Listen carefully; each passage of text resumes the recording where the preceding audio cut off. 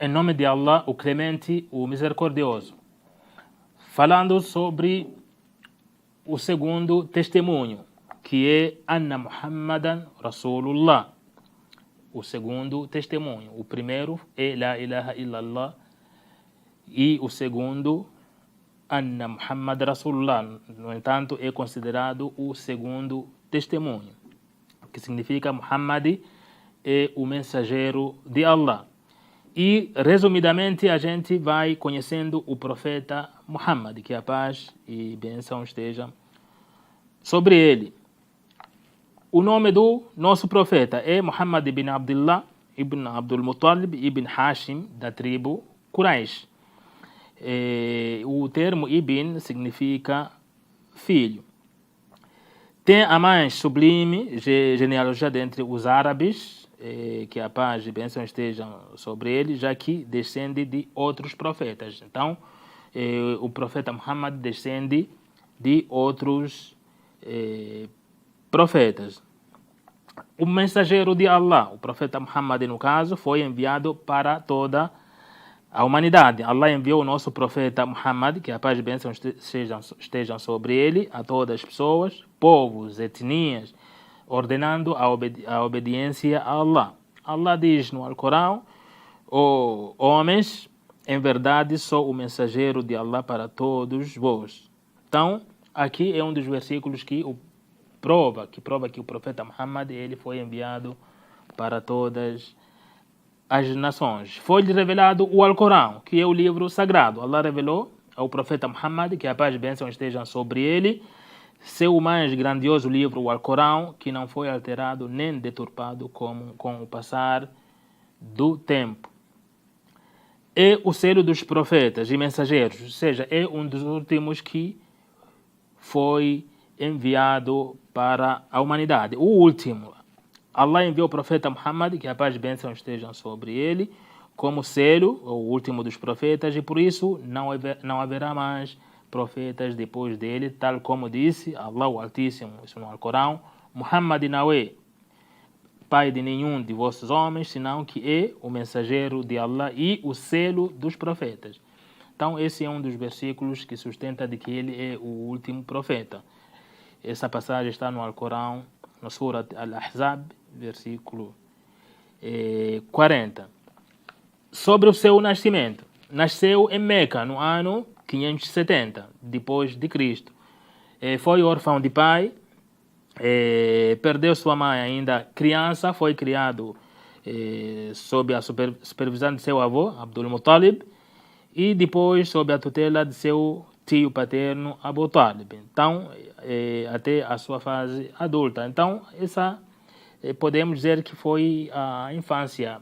Nasceu, o pai já era falecido, ou seja, o pai faleceu enquanto a mãe já estava grávida e depois ele ainda novo perdeu a mãe, o profeta Muhammad perdeu a mãe e depois começou a viver com o seu avô e depois com o seu tio. Falando da sua vida, a vida do profeta Muhammad. Viveu em sua tribo Quraysh, durante 40 anos antes de receber a missão profética. Ou seja, de 0 aos 40 anos, digamos assim, não tinha recebido ainda a missão profética.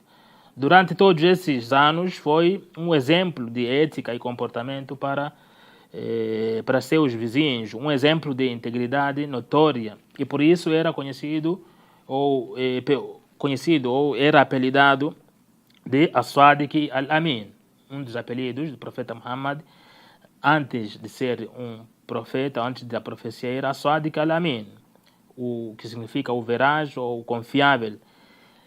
Dedicou-se primeiro ao pastoreiro e logo ao comércio. Então, pastava animais, foi um dos trabalhos que ele realizou, e depois o comércio. O mensageiro de Allah, o profeta Muhammad, que a paz e bênção estejam sobre ele, antes do Islã pertencia ao grupo dos Hanif, que adoravam Allah, segundo os ensinamentos do profeta Abraão. Significa que ele não adorou ídolos, não adorava os ídolos que se encontravam ali ou tinham ali em Meca, que os Quraysh já adoravam. Então ele se dedicou àquela adoração que foi ensinado pelo profeta Abraão. Abraão também não adorava ídolos. O profeta Abraão não adorava ídolos. É algo que ele combateu também junto ali com os seus próprios pais. Então, os pais do Abraão que adoravam ídolos, ele negou esse tipo de adoração. Então, esse ensinamento que chegou ao profeta Muhammad também, que adorava somente a Deus. Então, falava-se de Hanif, essa religião Hanif, a adoração de um único Deus. Então, refutando a adoração de qualquer tipo de ídolos ou práticas pagãs. Sobre a missão profética. O mensageiro de Allah, que a paz e bênção estejam sobre ele, depois de haver completado os 40 anos, refletia também sobre a criação do universo, por exemplo. Então, refletia sobre a criação do universo e também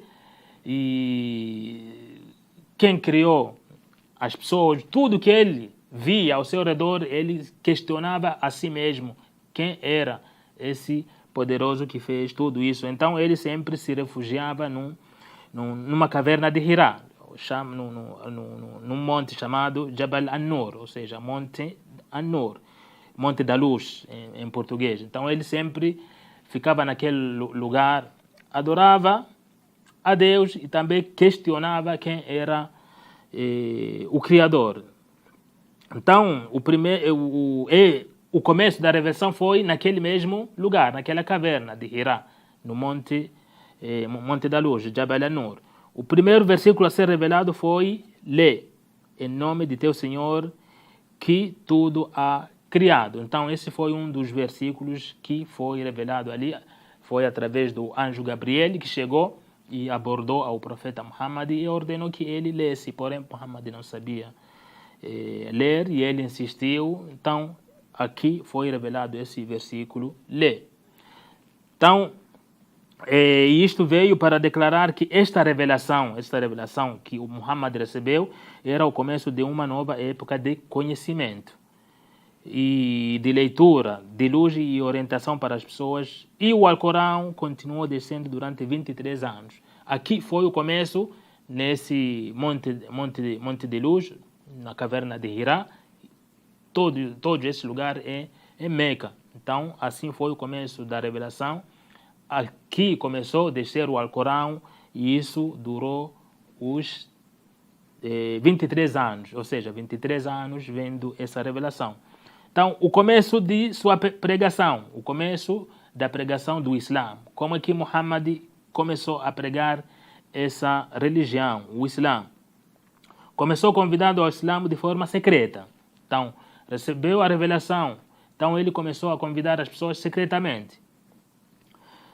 Durante 3 anos, depois manifestou este convite publicamente. Nos 10 anos subsequentes, então, 3 anos ali chamando secretamente para que as pessoas, ou tentando para que ele não fosse perseguido, apesar de que depois disso vai acontecer essa perseguição, opressão daqueles que aceitavam, mas começou secretamente e depois começou a divulgar nos outros 10 anos, encontrando neste período os mais duros ataques e muita opressão por parte de sua tribo. Então a sua própria tribo já combatia isso. Alegavam que ele está trazendo Deus que não era verdadeiro. Para eles, os verdadeiros deuses eram os ídolos que ali adoravam. Mas o profeta Muhammad sempre, como falamos anteriormente, ele acreditava de um e um único Deus. Então, quando ele trouxe essa mensagem para eles, era uma falsidade, era uma mentira. Então, havia essa opressão, essa perseguição ao profeta Muhammad por causa dessa divulgação do Islã.